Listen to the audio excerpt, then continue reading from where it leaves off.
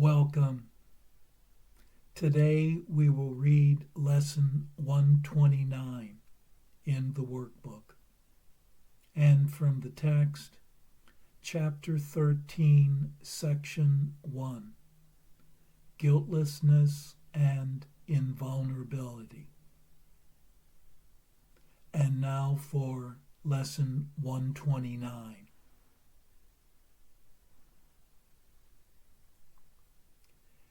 Beyond this world, there is a world I want. This is the thought that follows from the one we practiced yesterday. You cannot stop with the idea the world is worthless, for unless you see that there is something else to hope for, you will only be depressed. Our emphasis is not on giving up the world, but on exchanging it for what is far more satisfying, filled with joy and capable of offering you peace. Think you this world can offer that to you? It might be worth a little time to think once more about the value of this world. Perhaps you will concede there is no loss in letting go all thought of value here. The world you see is merciless indeed, unstable, cruel, unconcerned with you, quick to avenge, and pitiless with hate. It gives but to rescind, and takes away all things that you have cherished for a while. No lasting love is found, for none is here. This is the world of time, where all things end. Is it a loss to find a world instead where losing is impossible, where love endures forever, hate cannot exist, and vengeance has no meaning? Is it lost to find all things you really want, and know they have no ending, and they will remain exactly as you want them throughout time? Yet even they will be exchanged at last for what we cannot speak of. For you go from there to where words fail entirely, into a silence where the language is unspoken and yet surely understood. Communication, unambiguous and plain as day, remains unlimited for all eternity. And God Himself speaks to His Son, as His Son speaks to Him. Their language has no words, for what they say cannot be symbolized. Their knowledge is direct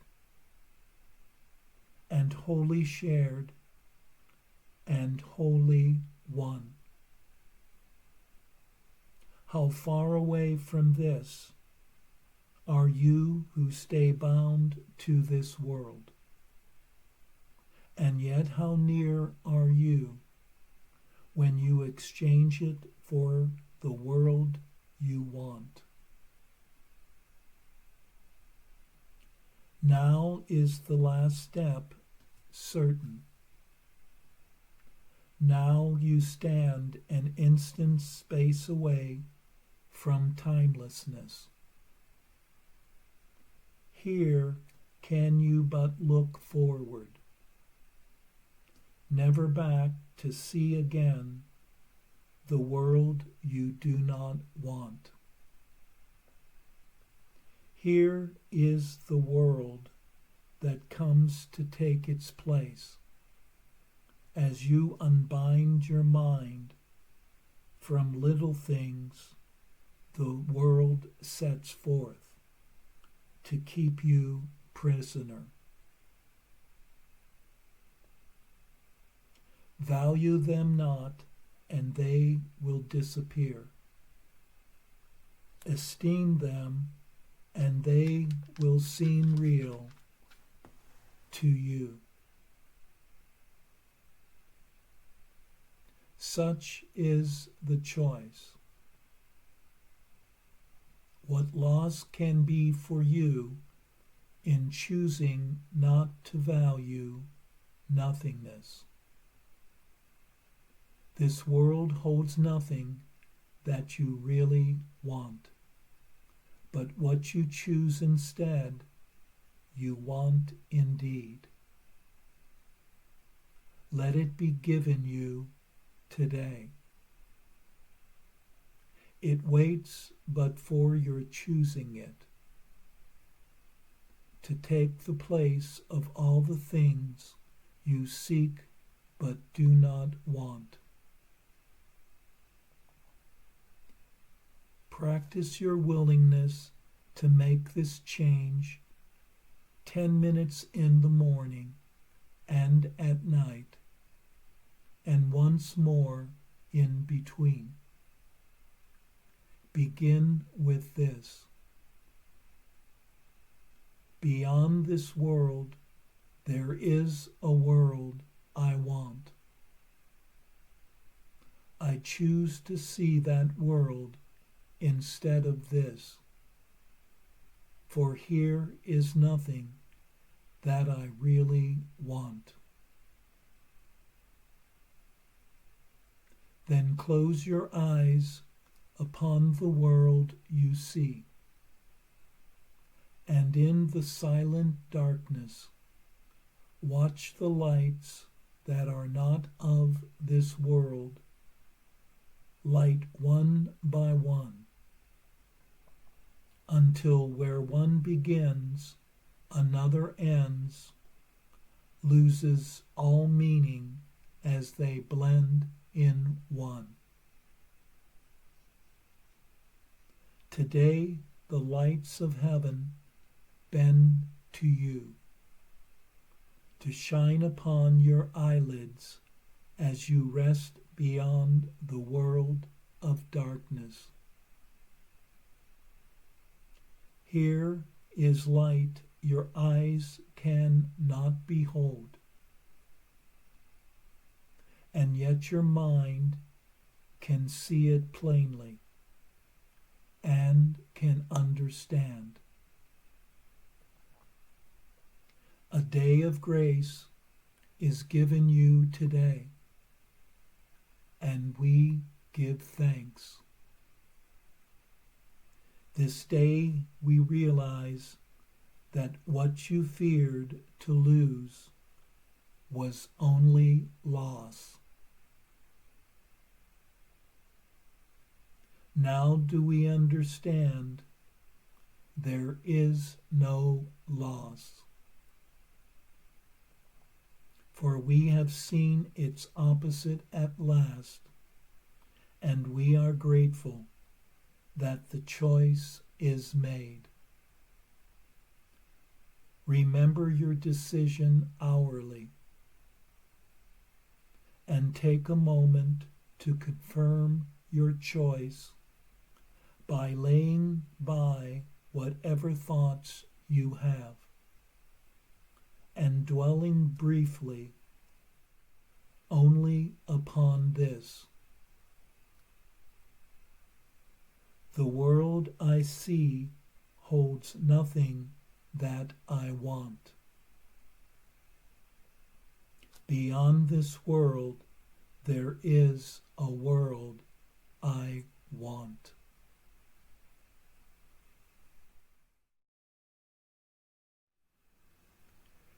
It can only be one's attachments to this world that prevent one from seeing what is beyond this world.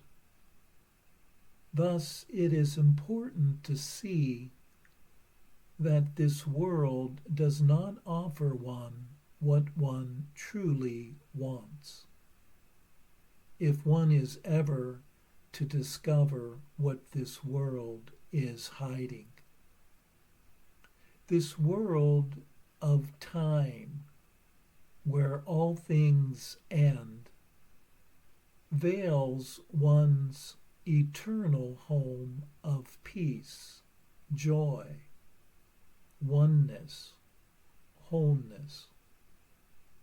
The world's appearances of lack and loss conceal the abundance one truly wants. One is called upon here to release the little things of the world that entangle and imprison one, and then to await for another world to take its place. Having found worth in earthly goals, they only seem real to oneself.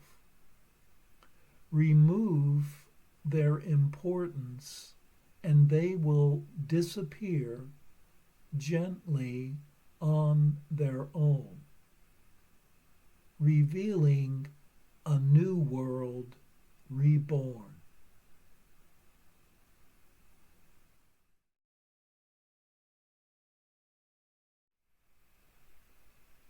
And for now, our text reading for today from chapter 13, section 1, Guiltlessness and Invulnerability.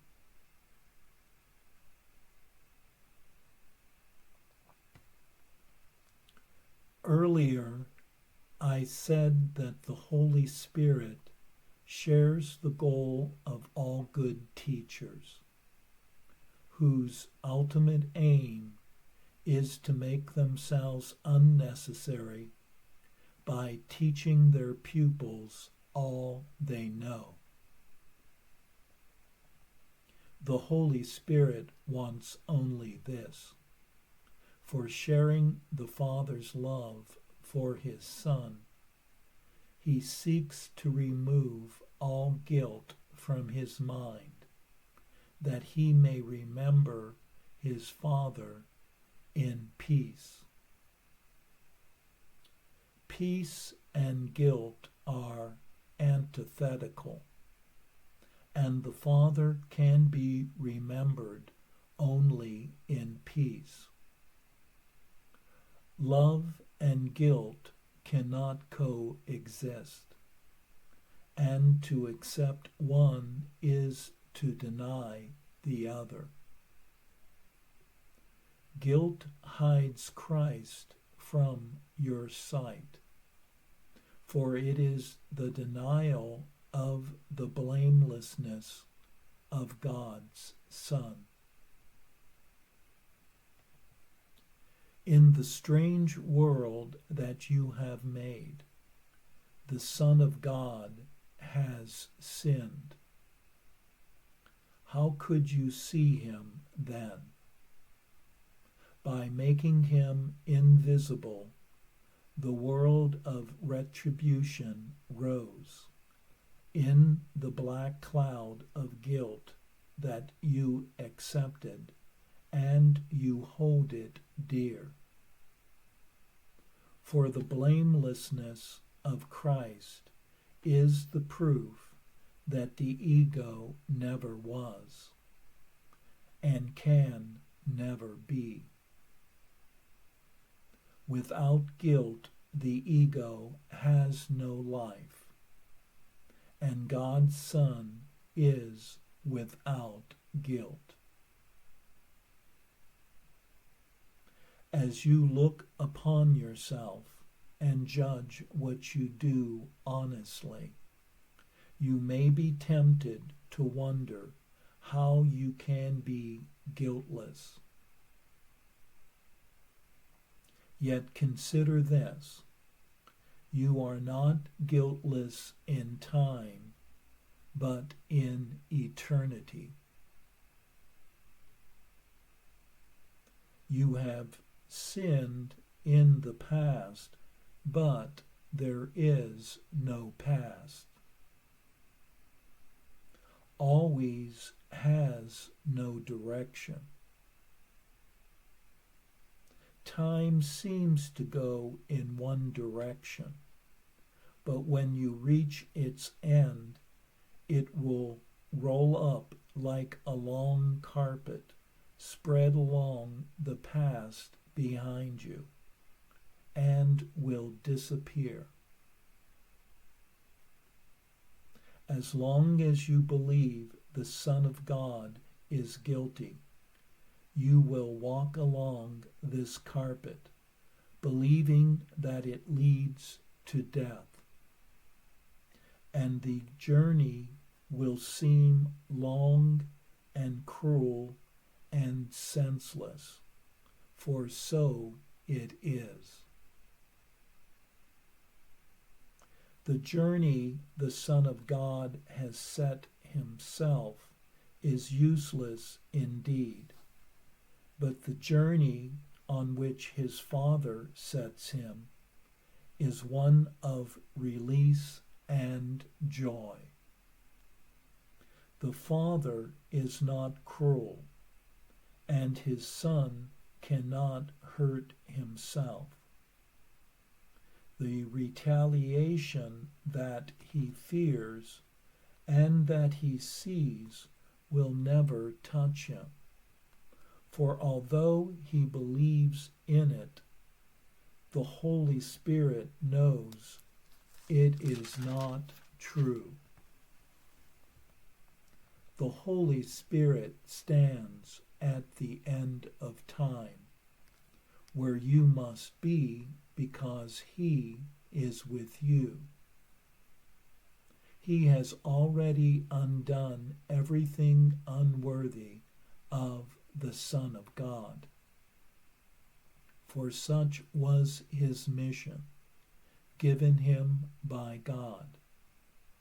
And what God gives has always been. You will see me as you learn the Son of God is guiltless. He has always sought his guiltlessness, and he has found it. For everyone is seeking to escape from the prison he has made, and the way to find release is not denied him. Being in him, he has found it. When he finds, it is only a matter of time. And time is but an illusion. For the Son of God is guiltless now, and the brightness of his purity shines untouched forever in God's mind. God's Son will always be as he was created. Deny your world and judge him not, for his eternal guiltlessness is in the mind of his Father and protects him forever.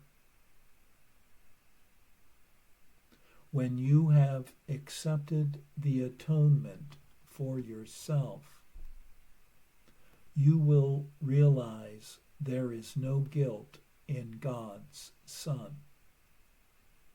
And only as you look upon him as guiltless can you understand his oneness.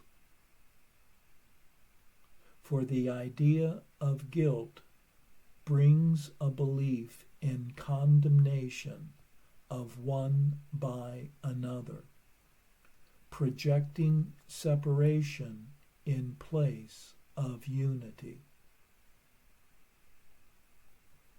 You can condemn only yourself, and by so doing, you cannot know that you are God's Son. You have denied the condition of his being, which is his perfect blamelessness. Out of love he was created, and in love he abides. Goodness and mercy have always followed him, for he has always extended the love of his Father. As you perceive the holy companions who travel with you, you will realize that there is no journey, but only an awakening. The Son of God, who sleepeth not, has kept faith with his Father for you. There is no road to travel on, and no time to travel through. For God waits not for his Son in time, being forever unwilling to be without him. And so it has always been. Let the holiness of God's Son shine away the cloud of guilt that darkens your mind, and by accepting his purity as yours, learn of him that it is yours. You are invulnerable because you are guiltless. You can hold on to the past only through guilt. For guilt establishes that you will be punished for what you have done, and thus depends on one-dimensional time, proceeding from past to future. No one who believes this can understand what always means, and therefore guilt must deprive you of the appreciation of eternity. You are immortal because you are eternal, and always must be now. Guilt, then, is a way of holding past and future in your mind to ensure the ego's continuity. For if what has been will be punished, the ego's continuity is guaranteed. Yet the guarantee of your continuity is God's, not the ego's. and immortality is the opposite of time. For time passes away, while immortality is constant. Accepting the atonement teaches you what immortality is. For by accepting your guiltlessness, you learn that the past has never been, and so the future is needless and will not be. The future in time is always associated with expiation, and only guilt could induce a sense of a need for expiation. Accepting the guiltlessness of the Son of God as yours is therefore God's way of reminding you of his Son and what he is in truth. For God has never condemned his Son, and being guiltless, he is eternal. You cannot dispel guilt by making it real, and then atoning for it. This is the ego's plan, which it offers instead of dispelling it. The ego believes in atonement through attack, being fully committed to the insane notion that attack is salvation. And you who cherish guilt must also believe it, for how else but by identifying with the ego could you hold dear what you do not want?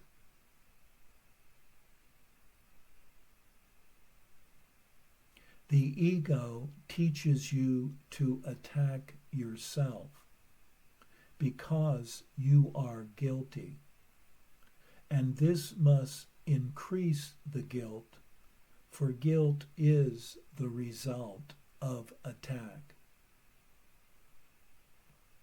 In the ego's teaching, then, there is no escape from guilt, for attack makes guilt real. And if it is real, there is no way to overcome it. The Holy Spirit dispels it simply through the calm recognition that it has never been. As he looks upon the guiltless Son of God, he knows that this is true. And being true for you, you cannot attack yourself. For without guilt, attack is impossible. You then are saved because God's Son is guiltless. And being wholly pure, you are invulnerable.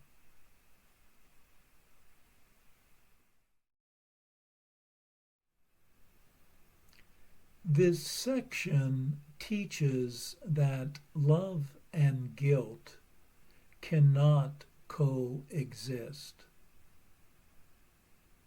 Guilt is the denial of love, as much as love is the denial of guilt.